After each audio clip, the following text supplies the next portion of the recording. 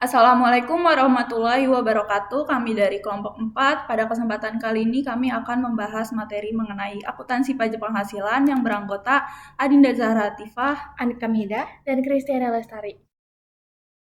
Baik, pada materi pertama yaitu ada dasar akuntansi pajak penghasilan. Definisinya itu menurut PSAK 46, akuntansi pajak penghasilan adalah proses pengakuan, pengukuran, penyajian, dan pengungkapan pajak penghasilan dalam laporan keuangan yang dikenakan atas laba kena pajak sesuai peraturan perpajakan, serta mencakup pajak ini dan pajak tangguhan yang timbul akibat perbedaan antara laba akuntansi dan laba fiskal. Nah, tujuannya itu ada menghitung beban pajak, menentukan pajak ini dan pajak tangguhan, dan menyajikan kewajiban pajak secara wajar. Nah, jumlah kena pajak masa depan dan pajak tangguhan itu ada pajak masa depan. Yang pertama, pajak masa depan, yaitu jumlah perbedaan temporer yang akan menambah laba kena pajak di periode mendatang. Akibatnya itu menimbulkan liabilitas pajak tangguhan.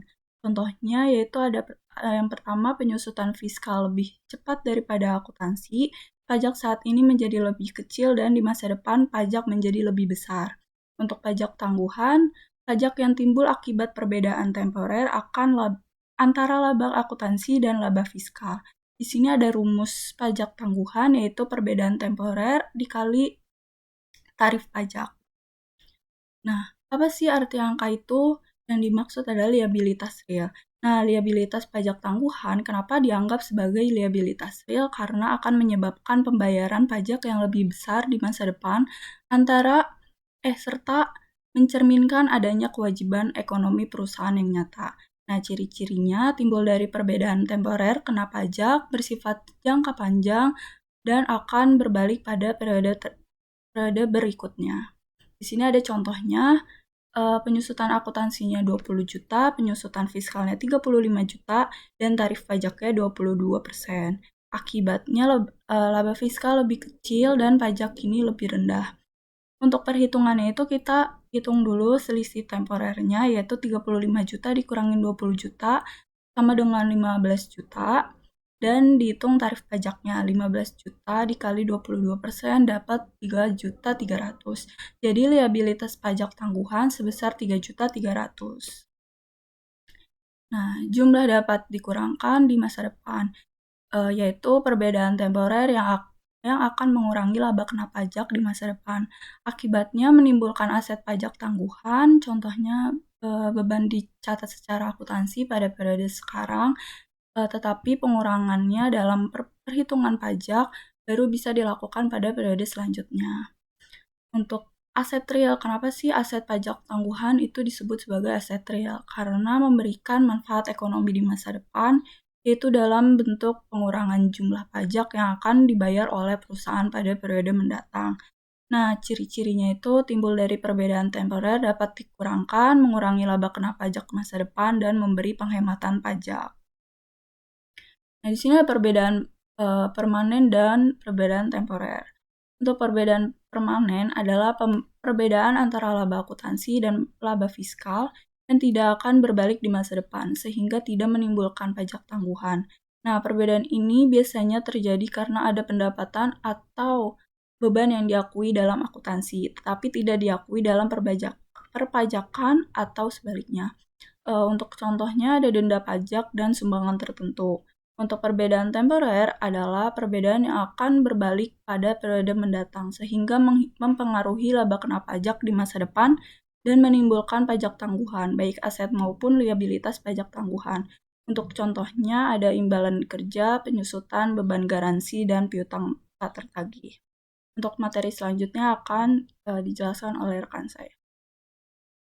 Baik, untuk pembahasan materi selanjutnya yaitu mengenai akuntansi untuk rugi operasi neto. Jadi, rugi operasi neto atau net operating loss terjadi ketika biaya atau beban perusahaan lebih besar daripada penghasilannya, sehingga perusahaan mengalami rugi fiskal.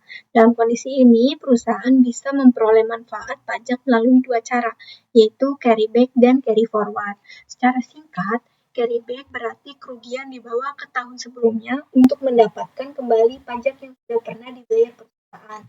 Sedangkan carry forward berarti kerugian dibawa ke tahun berikutnya untuk mengurangi pajak di masa depan. Jadi, walaupun perusahaan mengalami kerugian, kerugian tersebut masih dapat dimanfaatkan untuk mengurangi beban pajak perusahaan. Nah, selanjutnya kita bahas tarif pajak global. Tarif pajak menunjukkan besarnya pajak yang harus dibayar perusahaan atas laba yang diperoleh. Semakin tinggi tarif pajak, maka semakin besar pajak yang dibayar perusahaan. Perbedaan tarif pajak antar negara juga dapat mempengaruhi laba perusahaan, investasi perusahaan, serta manfaat pajak dari carryback dan carry forward. Untuk contoh tarif pajak di beberapa negara Organization for Economic Cooperation and Development itu yang pertama ada Jepang. Jepang ini memiliki tarif pajak 39,54%. Lalu ada Amerika Serikat dengan tarif pajak 39,25%. Dan Prancis memiliki tarif pajak 34,43%.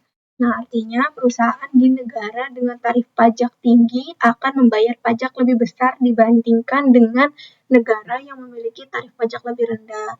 Untuk di Indonesia, tarif PPh Badan saat ini itu sebesar 22%. Oleh karena itu, tarif pajak sangatlah berpengaruh dalam perhitungan manfaat pajak perusahaan. Nah, selanjutnya kita bahas kerugian carryback. Carryback adalah kerugian pajak yang dibawa ke masa lalu, biasanya itu 2 tahun ke belakang. Tujuannya agar perusahaan bisa memperoleh pengembalian pajak dari pajak yang pernah dibayar sebelumnya. Untuk contoh kasus Grow INC, pada tahun 2008 perusahaan memperoleh laba sebesar $100.000 dengan tarif pajak 30%, sehingga pajak yang dibayar sebesar $30.000.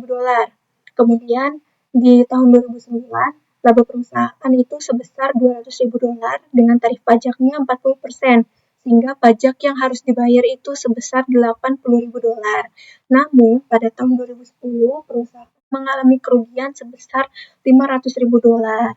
Nah, dari kerugian tersebut dibawa ke tahun-tahun sebelumnya sehingga perusahaan memperoleh refund pajak sebesar $110.000 yang berasal dari $30.000 ditambah $80.000. Perusahaan juga membuat jurnal untuk tahun 2010 itu dengan mendebitkan piutang pengembalian pajak penghasilan sebesar $110.000 dan mengkreditkan manfaat pajak akibat kerugian carryback sebesar $110.000. Jadi, carryback ini dapat membantu perusahaan mendapatkan kembali pajak yang sebelumnya sudah dibayar. Nah, selanjutnya kita bahas kerugian carry forward. Jika kerugian belum habis digunakan pada carryback, maka sisanya dapat dibawa ke masa depan. Carry forward digunakan untuk mengurangi laba kena pajak di tahun berikutnya dan bisa digunakan sampai 20 tahun kemudian. Pada contoh Grow INC, kerugian awal tahun 2010 sebesar $500.000.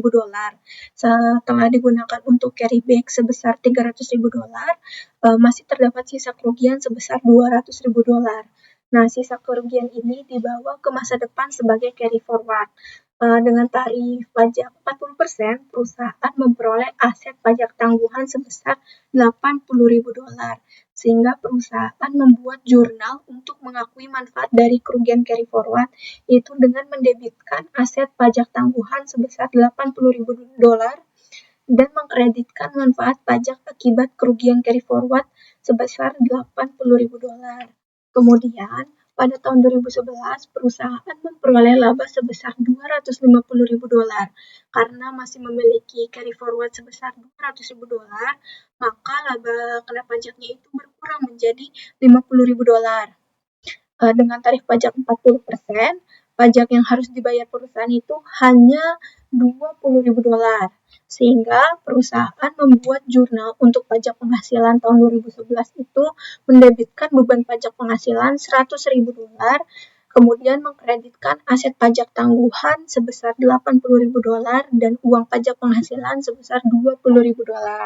Jadi, carry forward ini dapat membantu perusahaan mengurangi pajak yang harus dibayar di masa depan.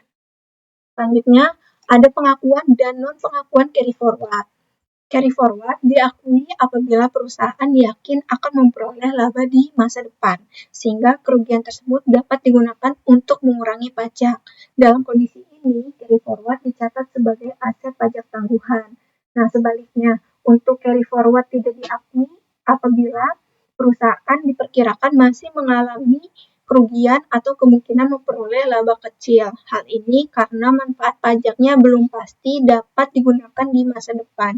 Jadi, untuk pengakuan carry forward ini bergantung pada kemungkinan perusahaan memperoleh laba kena pajak di masa yang akan datang. Baik, untuk pembahasan selanjutnya akan disampaikan oleh rekan saya. Baik, saya akan menjelaskan tentang penyajian laporan keuangan pada materi akuntansi pajak penghasilan. Nah, akuntansi pajak penghasilan adalah proses pencatatan, pengukuran, dan pelaporan pajak penghasilan sesuai standar akuntansi dan peraturan perpajakan. Nah, lalu tujuannya untuk apa? Nah, tujuannya ini untuk menentukan besarnya pajak penghasilan perusahaan, menyajikan informasi pajak secara wajar, dan membantu penyusunan laporan keuangan. Nah, penyajian pada laporan keuangan ini terdapat 3 laporan, yaitu laporan keuangan, laporan laba rugi, dan catatan atas laporan keuangan. Nah, lalu penyajian pajak dalam laporan keuangan, itu pada laporan posisi keuangan, ini tuh pajak disajikan sebagai utang pajak atau kewajiban pajak yang masih harus dibayar perusahaan kepada negara. Dan aset pajak tangguhan, yaitu hak perusahaan untuk mengurangi pajak di masa depan akibat perbedaan temporer. Nah, lalu yang ketiga, liabilitas pajak tangguhan, yaitu kewajiban pajak yang akan dibayar di masa depan karena adanya perbedaan temporer. Lalu pada laporan laba rugi, pajak penghasilan dicatat sebagai beban pajak kini dan beban pajak tambahan. Nah, tujuannya untuk menunjukkan beban pajak perusahaan selama satu periode akuntansi. Nah, lalu apa bedanya pajak kini dan pajak tangguhan? Nah, pajak kini ini adalah pajak yang harus dibayar perusahaan pada periode berjalan berdasarkan laba fiskal. Nah, lalu pajak tangguhan ini tuh pajak yang muncul karena adanya perbedaan waktu pengakuan antara akuntansi dan perpajakan. Nah, lalu kesimpulan dari materi akuntansi pajak penghasilan, yaitu secara garis besar, materi akuntansi pajak penghasilan ini membahas tentang proses pengakuan, perhitungan, pencatatan, dan penyajian pajak penghasilan sesuai PSAK 46. Nah, materi ini juga menjelaskan perbedaan antara laba akuntansi dan laba fiskal yang menimbulkan pajak kini maupun pajak tangguhan, termasuk perbedaan temporer dan permanen, aset serta liabilitas pajak tangguhan, rugi operasi neto melalui carry back dan carry forward, serta penyajian pajak dalam laporan keuangan agar informasi yang disajikan lebih wajar, akurat, dan sesuai standar akuntansi. Sekian pembahasan dari kelompok kami. Terima kasih. Wassalamualaikum warahmatullahi wabarakatuh.